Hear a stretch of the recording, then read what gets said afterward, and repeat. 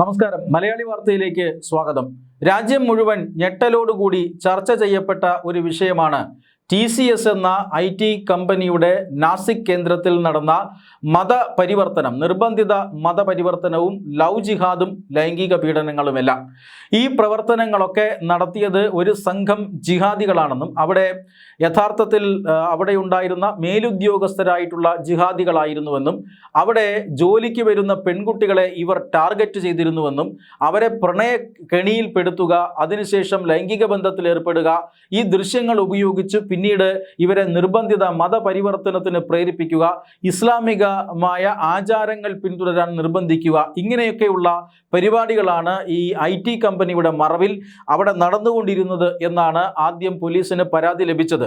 ഈ പരാതി ഒരു പരിധിവരെ കേട്ടാൽ അവിശ്വസനീയമാണ്. കാരണം TCS ഇന്ത്യയിലെ ഏറ്റവും പ്രധാനപ്പെട്ട ഒരു കോർപ്പറേറ്റ് ഹൗസാണ്. അങ്ങനെയുള്ള വളരെ പ്രൊഫഷണൽ ആയിട്ടുള്ള ഒരു കമ്പനിയുടെ ക്യാമ്പസിൽ ഇത്തരം കാര്യങ്ങൾ നടക്കുമോ എന്ന് പലർക്കും സംശയമുണ്ടായിരുന്നു. അതിൻ്റെ ഭാഗമായിട്ടാണ് പോലീസ് പ്രാഥമികമായ അന്വേഷണം നടത്തുന്നത്.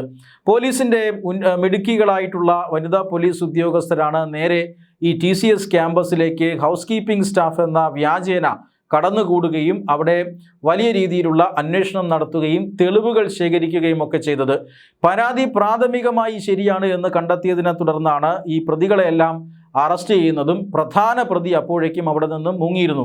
ഈ സ്ഥാപനത്തിലെ HR മാനേജറായ നിദാ ഖാനാണ് ഇത്തരം പ്രവർത്തനങ്ങൾക്ക് നേതൃത്വം നൽകിയതെന്നും അവിടെയുണ്ടായിരുന്ന ലവ് ജിഹാദികളെ പെൺകുട്ടികളുമായി മുട്ടിച്ചു കൊടുക്കുന്നത് ഈ നിദാ ഖാനാണെന്നും പെൺകുട്ടികളെ ഭീഷണിപ്പെടുത്തുന്നത് നിദാ ഖാനാണെന്നും ലൈംഗിക പീഡനത്തെക്കുറിച്ചുള്ള പരാതികൾ മറച്ചു വെച്ചുകൊണ്ട് നിദാ ഖാൻ അക്രമികളെ പ്രേരിപ്പിച്ചു, അല്ലെങ്കിൽ അക്രമികൾക്ക് എല്ലാവിധ സഹായവും നൽകിയെന്നും ഈ കുറ്റകൃത്യത്തിൻ്റെ കേന്ദ്ര ബിന്ദു നിദാ ഖാനാണ് എന്നുമൊക്കെയാണ് അന്വേഷണ സംഘത്തിന് വിവരം ലഭിച്ചത്. മഹാരാഷ്ട്ര പോലീസിന്റെ ഭീകരവിരുദ്ധ വിഭാഗമാണ് ഇതിനെക്കുറിച്ച് അന്വേഷണം നടത്തിയത്. നിദാ ഖാൻ ഒളിവിൽ പോയിരുന്നു. ഏതാണ്ട് 1 മാസം നീണ്ട ഒളിവ് ജീവിതത്തിന് ശേഷമാണ് കഴിഞ്ഞ ദിവസം നിദാ ഖാൻ പിടിയിലാകുന്നത്. ഇപ്പോൾ നിദാ ഖാനെ ചോദ്യം ചെയ്തതിൽ നിന്നും ഞെട്ടിക്കുന്ന വിവരങ്ങളാണ് പുറത്തു വരുന്നത്. ഈ പരാതി പറഞ്ഞ പെൺകുട്ടികൾക്ക്, അതായത് ഈ 12ഓളം FIRകളാണ് ഇതുവരെ ഈ കേസിൽ രജിസ്റ്റർ ചെയ്തിട്ടുള്ളത്. അതായത് ലൈംഗിക പീഡനത്തിനും നിർബന്ധിത മതപരിവർത്തനത്തിനും ലവ് ജിഹാദിനുമൊക്കെ ഇരയായി വഞ്ചിക്കപ്പെട്ട പെൺകുട്ടികൾ 12 പേരുണ്ടായിരുന്നു എന്നാണ് അതിൻ്റെ അർത്ഥം. ഈ 12 പേർക്കും ഏതാണ്ട് 171ഓളം വീഡിയോകൾ വരെ വച്ച് ഈ നിദാ ഖാൻ അയച്ചിരുന്നു എന്നാണ് ഇപ്പോൾ പോലീസ് സംഘം കണ്ടെത്തിയിരിക്കുന്നത്.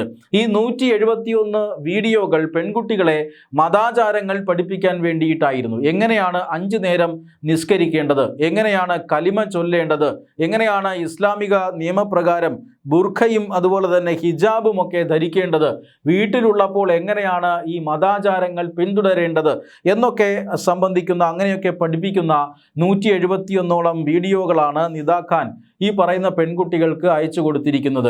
പരാതി പറഞ്ഞ പെൺകുട്ടിയുടെ വീട്ടിൽ ഇസ്ലാമിക നിയമങ്ങൾ പഠിപ്പിക്കാനായി നിദാ ഖാൻ എത്തിയിരുന്നു എന്നതിൻ്റെ തെളിവുകളും ലഭിച്ചിട്ടുണ്ട്. നിദാ ഖാൻ്റെ ഫോണിൽ നിന്നാണ് ഇത്തരത്തിലുള്ള വിവരങ്ങൾ ലഭിച്ചത് എന്ന് പ്രത്യേക അന്വേഷണ സംഘം ഇപ്പോൾ വിശദീകരിക്കുന്നുണ്ട്. ഇങ്ങനെ ഇത്തരത്തിൽ പെൺകുട്ടികളെ, ജൂനിയർ ആയിട്ടുള്ള പെൺകുട്ടികളെ ലൈംഗിക ബന്ധത്തിന് നിർബന്ധിക്കുക, അല്ലെങ്കിൽ അത്തരത്തിലുള്ള പീഡനത്തിന് ശേഷം ആ ലൈംഗിക ബന്ധത്തിൽ ഏർപ്പെട്ട ദൃശ്യങ്ങൾ ഉപയോഗിച്ചുകൊണ്ടാണ് ഇത്തരത്തിലുള്ള മതാചാരങ്ങൾ നിർബന്ധിതപൂർവ്വം അവരെ നടത്തിക്കുന്നത്, അല്ലെങ്കിൽ അതിലൂടെ കൊണ്ടുപോകുന്നത്. മതപരിവർത്തനം അടക്കമുള്ളവ നടത്തിയത് ഇങ്ങനെയാണ്.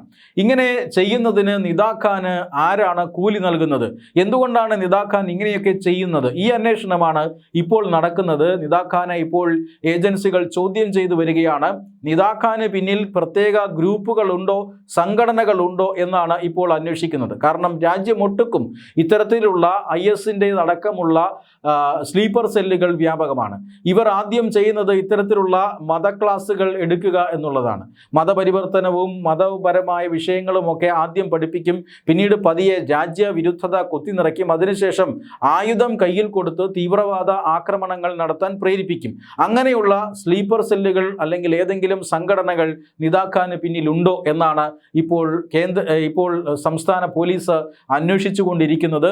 നിദാ ഖാന് നിദാ ഖാന്റെ സാമ്പത്തിക ഇടപാടുകളെക്കുറിച്ചുള്ള അന്വേഷണമാണ് ഇപ്പോൾ പോലീസ് പ്രധാനമായും നടത്തുന്നത്.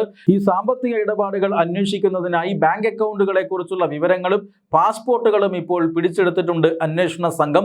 വളരെ വിശദമായ അന്വേഷണമാണ് ഇപ്പോൾ നടത്തിക്കൊണ്ടിരിക്കുന്നത്. മാത്രമല്ല, 1 മാസത്തോളം പോലീസിന്റെ കണ്ണു വെട്ടിച്ച് നിദാ ഖാൻ ഒളിവിലായിരുന്നു.